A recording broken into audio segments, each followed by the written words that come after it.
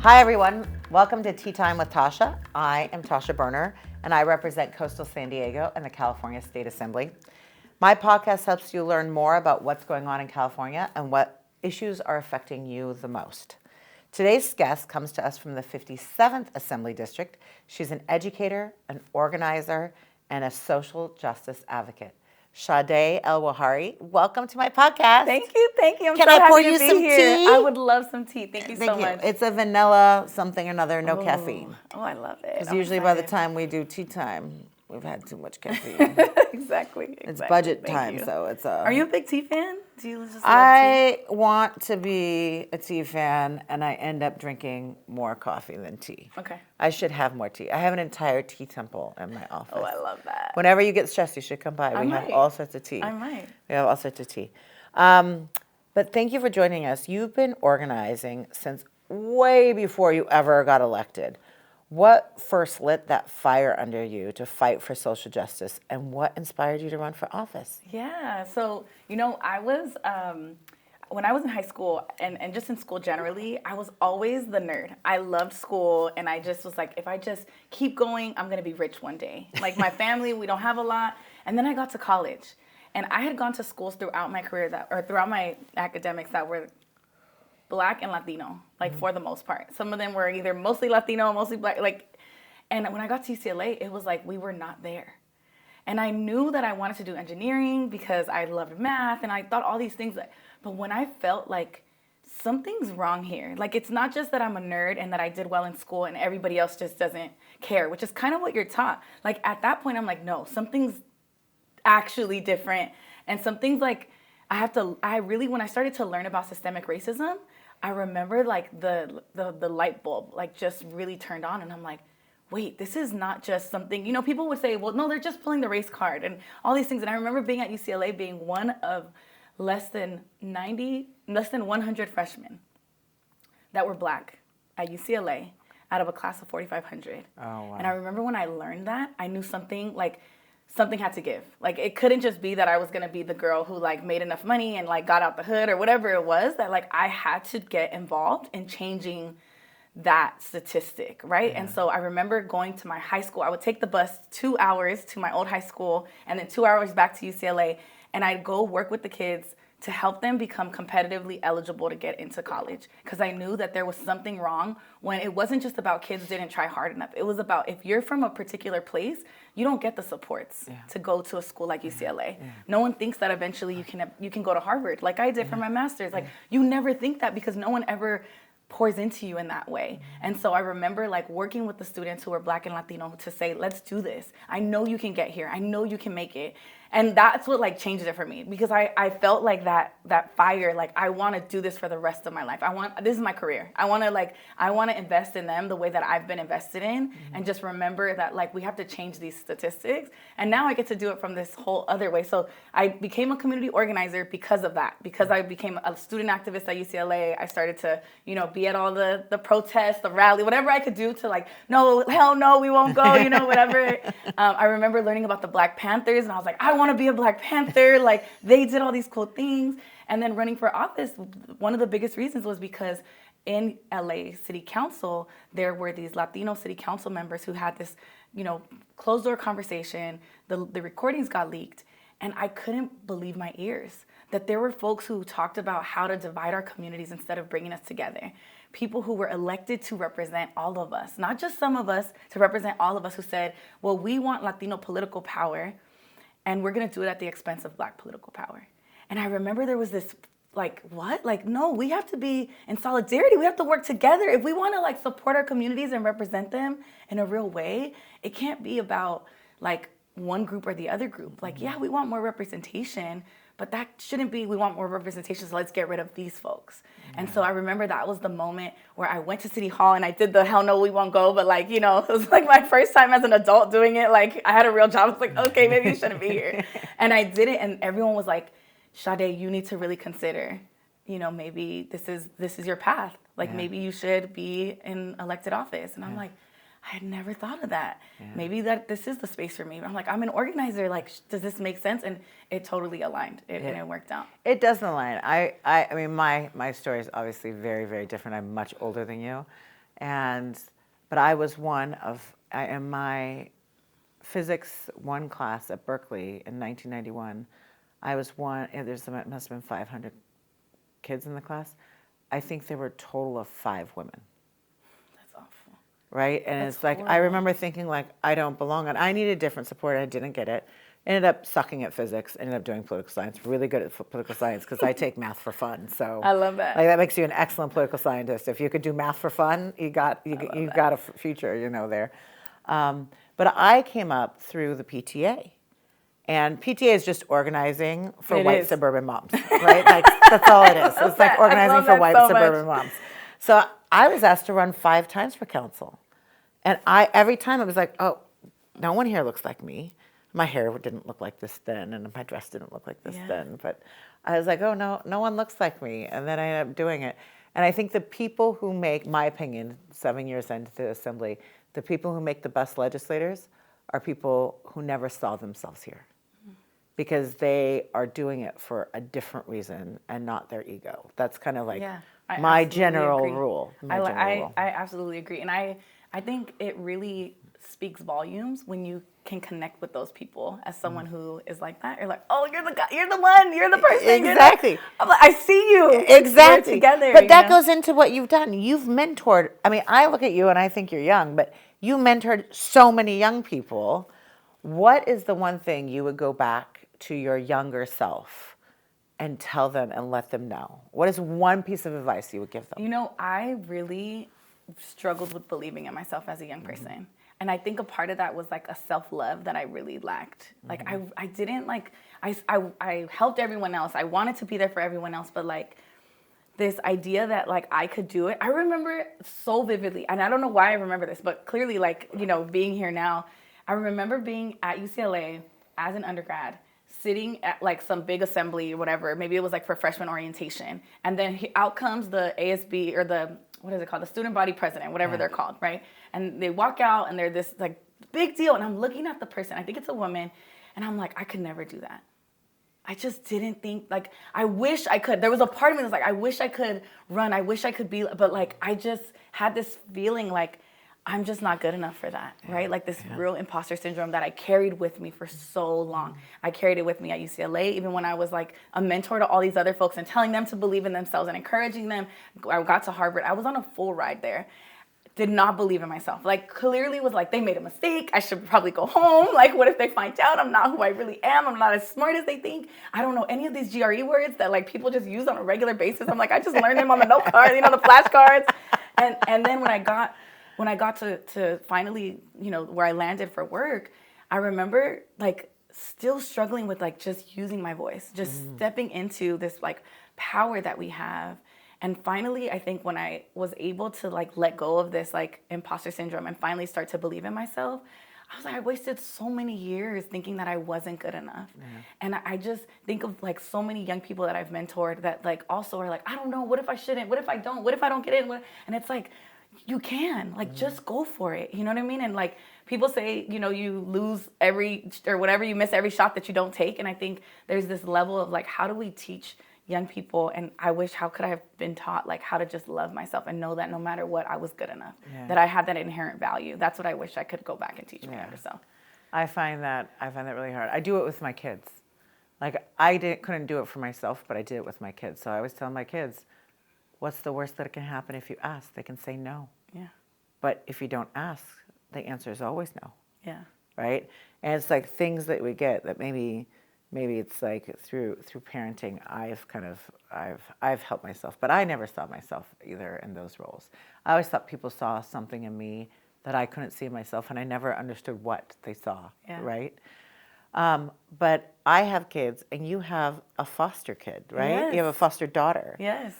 Can you speak a little bit about that experience and how it changed you as a person? Because you're clearly out there fighting for your community, and you're doing all these things, and you're talking at such a deep level about believing in yourself. Yeah.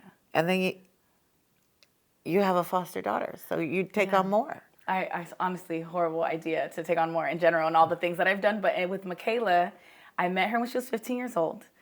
She was part of this organization that I worked at for most of my career called Community Coalition. She was one of the youth there. She's 23 now. And so at 15, she was working on some personal statement. And someone said, hey, Sade, can you help her? I'm helping a few kids work on this personal statement. She's in 10th grade, and it's called the Beat the Odds Scholarships. It's for kids that have, beat the odds in some way, and it's kind of helping them, like, for the next 7 years of their lives, right? Like, throughout high school and then college. And I'm helping her with it, and she's written, like, about things that I'm, like, trying to pull more out of her. I'm like, okay, let's make this a little stronger. Let's make that a little stronger. And she literally can't tell me, like, it's like, there's trauma there. She's writing down, like, the answer and sliding it to me, and, like, won't look at me, like, is looking down. And I'm like, oh my gosh, like, I wish I could, like, ask more about what happened, but she's clearly, like, just totally walled off, reserved. She's wearing this big, like, jacket, and she's like this, and she's I just was at the end of it. We spent like 2 hours on this essay because, of course, she wouldn't talk to me. So I'm like, okay, what if we change this or we try that? Like, and finally at the end, I'm like, I think we landed in a good place, like, with whatever information I've been given. And at the end, I'm like, hey, can I have a hug? And she's like, not even a hug. And I was just like, I don't know what she's been through in her life, but clearly it's a lot. And, like, I didn't want to push and prod. It didn't feel like it was my place to do that. And I just, like, was like, well, I'm really glad to meet you. And I kind of just let her be on her way. We worked I worked there, right? She was a young person who was there, but I didn't work with the young people at that point. A couple weeks later, I get a text message, hey, Michaela asked if she could have your phone number. She said she met you a couple weeks ago and she really liked you. I'm like, really? Like, she wouldn't even give me a freaking hug. Like, what do you mean? And not everybody's huggers like we are, Sade. And then she texted me, and at that time I was bi-coastal, so I lived in New York for a little bit. And she's like, when are you coming back? And I'm like, coming back? Like, you don't even want to talk to me. And I'm like, clearly she's good at texting. I'm like, okay, let's just text back and forth. And we started to little by little build a relationship. She asked me to become her mentor. I became her mentor, and I was just really involved in her life. And I'm like, look, I don't know what you've been through, but what I do know is the only way you're going to get out of it is probably through education. Yeah. So whatever grades you have, whatever you're going, like, you need to change these grades. You can't have D's and F's. This is, like, less than a 1.0. It's never going to get you out of this situation. Yeah. I know it's not up to me to find out. Like, you can tell me when you're ready, but for now, you need to do well in school. Yeah. And I would just stay on her. I'm like, you need to do well in school. And at 17, she was removed from her home for probably some of the things that were related to what she was clearly going through. And it was a weekend where we had a camping trip planned for some of the girls through the program. And she was one of the girls that was going to get to go. And like I told you, I didn't work with the young people, but they had said, Sade, we don't have a chaperone for this. Can you please chaperone the young people? I'm like, yeah. So when the social worker tried to remove her, they were going to send her 2 hours away. That was the only place that took teenage girls. And I'm like, just leave her with me for the weekend. You guys can find somewhere. You know what I mean? Like, give her some, like, don't just take her. I'm like, she's going to miss out on this amazing thing. Yeah. She's finally on track to go to college. She has good grades. Yeah. She has AP classes. Like, this little girl went from, like, like, I hate school. I'm not in, like, to it. I don't know what she would have missed. Come on. And the social worker was like, yeah, just basically came to my house. She's like, okay, your house looks good. Sign here. Da, da, da. I'm like, okay, keep her with me for the weekend at this camping trip because they had to have. They literally, like, the DCFS was like, okay, we got a foster mom. Like, it was just like, that was it. They decided for you. They decided for you. That was not the plan. Like, I was just going to keep her for the weekend. They were like, well, we don't have anywhere to put her. So either you keep her or we send her where we told you we were sending her. Oh. And I'm like, there's no way I just became a foster mom, like, on accident. But I loved her so much. And we had been so close. Her mom was always willing to, like, let her come over. Well, she had already spent time with me at my house. Like, there was a relationship that we had. And so it was really just this transition for, like, becoming a mom. Yeah. From a mentor. That's a different way of becoming a mom. I always say people become parents in many different ways. That's a new one for me. And I really struggled. Yeah. I love Michaela so much. And I will say she got into San Francisco State. She went to San Francisco State. She struggled a bit, came back home about a year ago. Okay. And when she came back home, she was at that point, I met her when she was 15. She lived with me from like 17 to 18. At like 22, I'm like, oh, this little girl is like different. She's not just a little girl anymore. She spent time on her own. She's engaged now. She like had like her, so we had this whole like kind of moment of like figuring out the communication and like how do we communicate now at this age where you're an adult, you have a different expectation of how I treat you and how I respect, different kind of aspects of who you are. We're sharing a place. It's like a small place. I didn't expect her to come home because she struggled with housing after school stuff. And so when she came, like, I didn't realize how much she had grown. And she, like I am so grateful to be her foster mom. Like, Well, I our need to come to you relationship- for advice. My son's graduating Yeah, this year, it's- and he's going to college. Yeah. So I'm gonna have to come to you for advice on how to do that part of parenting. Yeah, no, but she's the better communicator of the two of us. She is so good. One time we met, she had an agenda. She started with an I icebreaker. love an agenda. She started with an I icebreaker. love an She's like- agenda. If you ever have a meeting with me, have an agenda. I It'll love go that. well. I you totally know? agree. And so she was like, and I'll let you start. Tell me what you're feeling. And then she asked me, and then she's like, well, I would like you to know, and like just laid it all out. And I think that made our relationship so much stronger. Yeah. And she's been living with me now like a little over a year and a couple months. And our relationship is better than it ever was from when I first met her. So I'm really grateful. God. Really proud. I don't know. I always tell people when they have a kid, like when you get a baby and you give birth, you know, you have to, I was like, all you have to do is feed them, hold them, make sure they sleep, and change their diapers. And then everything else you do, you grow into. Like then you have to do this, and then, you know, you grow and they grow and you kind of grow together. That's a different way of growing together, you know? It really was. And it really so, was. wow, Yeah. that's really impressive, but also I think speaks to the heart and the care that you have, you know, and your constituents are very lucky to have you. I appreciate that. And like shifting a little bit with Egyptian and Guatemalan roots, and you built a life in LA, South LA. How do you think your multicultural experiences shaped how you lead and connect with your community? You said a little bit when you talk about LA City Council, it's like, because like that's like not you or me. You're like, I'm both, you know, right? Yeah, I think I'll start by saying just growing up, it was really interesting because I had my dad's Muslim, my mom's Christian, and was raised Catholic, and my stepdad's also Catholic.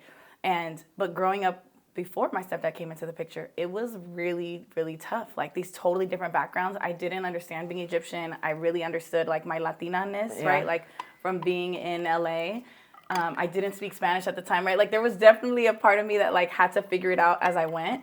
But when I got old enough to like really understand my identity, and I think college was a big part of that, and like really navigating and understanding what it meant to be, you know, to be both. There was this expectation. Choking over your. Sorry. You're good? Okay, cool. Okay. I was like, because I'll come over there and I'll. I know. I'm going to be like, put my hands up and pat so my back. I feel like I learned through that process this idea of like how to hold both, because in college there's an expectation that you're either or. Yeah. It's like separated. Like the Black Student Union is here, the Latinos are over here. Like this is the work. Like, are you fighting with the Machistas or are you fighting with the African Student Union? Like it's not like a both and. And for me, I remember thinking like I can't give up any part of my identity. It has to be both and. And so when I was at UCLA, I was really involved in the African Student Union. And then I joined a Latina sorority, and all the Black students were like, what? Like, what do you mean? Like, why aren't you in a Black sorority? I'm like, because that's who I am too. Like, it's not like I have to just stay on one side. And so that was really important to me, even when I got to my career. The organization I worked at was in South Central. South Central is Black and brown. It's very clearly Black and brown. It was historically Black and has become majority Latino. Mm-hmm. And everything we did at our organization was about both and. It was about working together. And so in terms of even thinking about now and how I move, how I've done everything, it's about how do we build bridges? How do we bring folks together? How do we ensure that nothing that we do feels like it's to try to, not even just divide us, but to try to kind of like, one up. Like that's not what we want to do. We want to like always make space for each other. So for instance, like I recently went somewhere where like they were doing a Spanish class for Black folks. And they were like, who were really like, I want to be part of a community where I can understand the people that I live with. There's a new grocery store in the community that's a Latino grocery store, a very popular Latino grocery store that is like on Crenshaw and very focused on like having Black products, ingredients, everything that they have, the making sure that they have folks who really understand the community and didn't just say, I'm coming in and this is how I'm going to do it. And that's the kind of, I think, example of like the importance of that. And so when I'm in this space, I will say I'm in too many caucuses.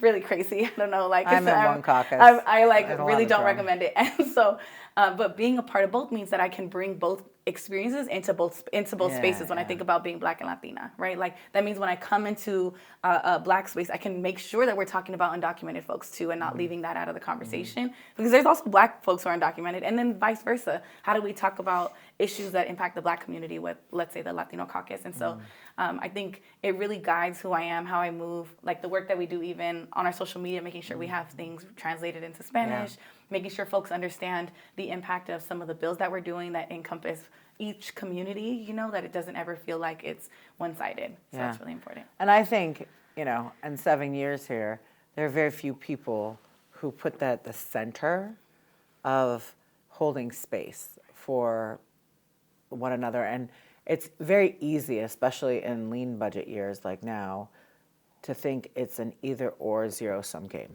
Right? And I don't think the moment we start saying it's a zero-sum game, everybody retreats back into their camps, right? And they're like, we need this, and they only care about this, or they need that. And that's how you don't get great things. If you want to have nice things, you'll always have to find ways, that serves, multi-dimensional or intersectional. Otherwise, we go back to where we were, and I don't know if we all need to go back. Absolutely not. Absolutely not. And so you talked about how you bring that into the Assembly. What are some of the top issues you're most excited to work on, and how do they connect to the work you've already done in South LA? Yeah, so I made a very conscious effort when I first got here to take time to really kind of bring everything together, like what I really care about, what our community needs, and really narrow down our focus so that we don't try to do it all and try to be a champion for everyone, but really make a deep impact. And so as a team, we really went through a process, and the first area is restorative justice. And so we talk about that from like everything from prevention and intervention. So that's school to prison pipeline, foster care to prison pipeline, like how do we support and think about the opportunities there, but also folks, how do we keep them from the system? How do we rehabilitate them when they're in it? And then even the reentry, when they're back home, how do we provide those services and opportunities? And then the second pillar is wellness equity. And so for us, wellness equity is partially mental health and substance abuse treatment and access, because I think that piece is really important for our community. And then some level of like environmental justice, green spaces. And so with those two pillars, I will say like the kind of umbrella or like the overarching theme is also the housing crisis is so real. And so part of that is like the reentry is related to the housing piece as we think about folks impacted by the system. The mental health piece is really thinking about how do we attack some of those root causes of folks who end up on the streets that we're pushing out because we're not providing those supports. And that even like as we think about what impacts our mental health, right? Because it's not just unhoused folks, it's all of us. Like the pandemic, it's, our elderly who are struggling with loneliness. It's our kids that have the highest suicide rates ever, right? The little girls on social media, right? And so thinking about what it means for us to really protect, I think, the mental health needs, but also like what kind of spaces in a community like South Central, like green spaces, where we have really a concrete jungle, can we really start to invest in more so folks can have time and space to go outside and not just be on their phone and on video games and all the things, right? We don't have that a lot in our community. And when we think about safety, that's what people retreat to, is just being kind of holed up at home. So I love that. I always say, I think, when I came in, it's so tempting to do everything, right? Totally. And I would find a space, like one space I always point to is gun violence prevention. I'm a huge advocate for gun violence prevention. That's so important. But there are 25 other really smart, competent people doing gun violence prevention. You know what they don't need? They don't need 26. Right? Like I could co-author that, that's fine. And I'll go over here and I'll do some environmental stuff. I have a coastal district, so sea level rise is really big. Or in my old district, I used to have Vista and Oceanside. Vista has the deepest pocket of poverty in San Diego County, but it's surrounded by middle-class white affluence. And so you don't see it.